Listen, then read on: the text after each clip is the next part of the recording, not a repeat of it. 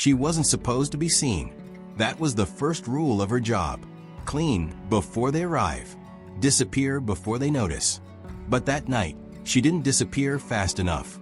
A luxury party was unfolding, crystal chandeliers, laughter echoing off marble, violins whispering above the noise. Elena, in her janitor uniform, was crouched under the grand staircase, scrubbing a spill with practiced silence. And that's when it happened. A man in a tailored black tuxedo paused mid-step. He tilted his head, his eyes narrowing on her face, not with disgust, not even with confusion, with curiosity. "Excuse me," he said, his voice smooth. "Are you from the Devereaux Foundation?" Elena stared at him. For a second, she thought of pretending, of excusing herself, of vanishing into the hallway. But something inside her shifted. "I'm just observing," she said quietly. "I'm here to watch." She stood, met his gaze, then walked away. And the man, billionaire Cole Matheson, stood there unsettled. Because something about her felt familiar. He didn't know it yet, but she had come for him. She had waited for this night for years. And everything was about to change. 2 hours earlier, Elena had entered through the service corridor wearing her uniform, her badge fake, her heart pounding. But underneath her uniform, carefully hidden, was a simple black dress and a drive full of secrets. She had rehearsed her path, memorized the layout, timed the speeches. She wasn't here to clean. She was here for justice. And he had no idea. She had seen him on screens, in headlines, in interviews. His voice so polished, his smile so hollow. He had built an empire of charity and charm. But he had buried her along the way. Years ago, she had a different name, a different face, a childhood set on fire, literally. He thought she had died in the blaze, that she was gone, forgotten, erased. But she lived, and tonight she wanted him to remember, not out of revenge, out of necessity, because you can't heal from what the world insists never happened. She had found a photograph upstairs, a family portrait in a silver frame. His father, his brother, and a girl, her, at 5 years old, in the corner of the frame, holding a stuffed rabbit. She hadn't remembered that day until now, but it was her, and that was the final piece. Before she could breathe, a voice whispered behind her, "You're not supposed to be here." It was Marion, head of security. Cold eyes, firm voice. Elena froze. "I'm cleaning," she replied. "Your badge number doesn't exist," Marion said. Elena lowered her eyes. "Then, I suppose we have a problem." And they brought her to him. Cole sat in a private room, arms crossed, tension in his jaw. She was placed in a chair across from him, still in uniform, still calm. "Let's start over," he said. "Who are you?" Elena stared at him. Then slowly she said, "You knew me as Sophia." The name hit the air like thunder. "Sophia," he whispered. "No, that's impossible. She died." "I didn't." He stood, staring at her. "You signed the report," she said. "You buried the truth." He shook his head. "I didn't know my father." "You helped him erase me." She slid an envelope across the table. Inside, 3 photographs.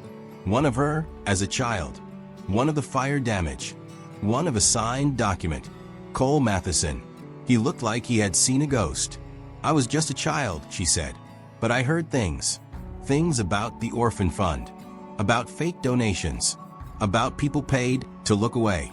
"I was a child too," he muttered. "I did what he told me." "And now you're a man," she said. "So own it." He stared at the photos, then at her. "What do you want?" She pulled out a second envelope. A letter, handwritten, dated before the fire.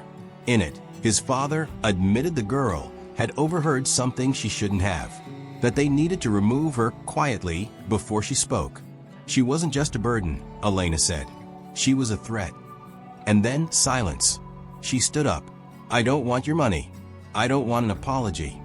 "Then what?" "I want the truth. From you. On camera." That night he did it. He confessed. He sat in a dark room, turned on the camera, and said, "My name is Cole Matheson. Years ago, I helped remove a girl named Sophia from her home. I signed papers that said she died. But she didn't. She was erased to protect the people stealing millions from orphan funds. I was part of that cover-up. 3 days later, someone leaked the video, and the world erupted. The media devoured it. Protesters took to the streets. Banks froze. Lawsuits reigned. But not everyone believed her. Some called her a fraud, a ghost, a liar with fake scars. She didn't fight them. She stayed quiet. She let the storm pass. Until one night, her door lock was broken. Her laptop gone. Her mirror carved. You talk, you vanish. She knew who it was. Nathan Delaney, her father's old partner. The man still laundering millions through silent channels. The man who had the most to lose.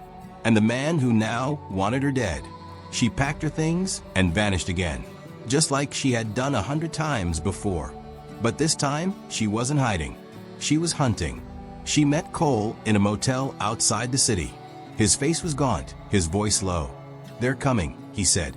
They already came. He took the new flash drive from her hand. It held everything. The rest of the names, the accounts, the evidence. "If we release this," he said, "we don't just destroy reputations. We destroy institutions." "Then burn it all," she replied. He looked at her like he'd never seen her before, like he finally understood what courage looked like. That night, while she showered, his phone buzzed. Unknown number. One word. Window. He turned. A red dot danced across the wall. Gunfire cracked the air. "Run," he screamed. They escaped through the roof, over buildings, through alleys, bleeding and breathless, hunted and unseen. They hid in a church basement. She stitched his wound with trembling fingers. And then she said, "Let's end this." She went live. No network, no makeup, no script, just her face, her voice, her story. She told the world everything, named names, showed documents, proved she existed, proved they lied. And then she said the words no one expected. "My name was Sophia. They tried to erase me, but I'm still here." 2 million watched.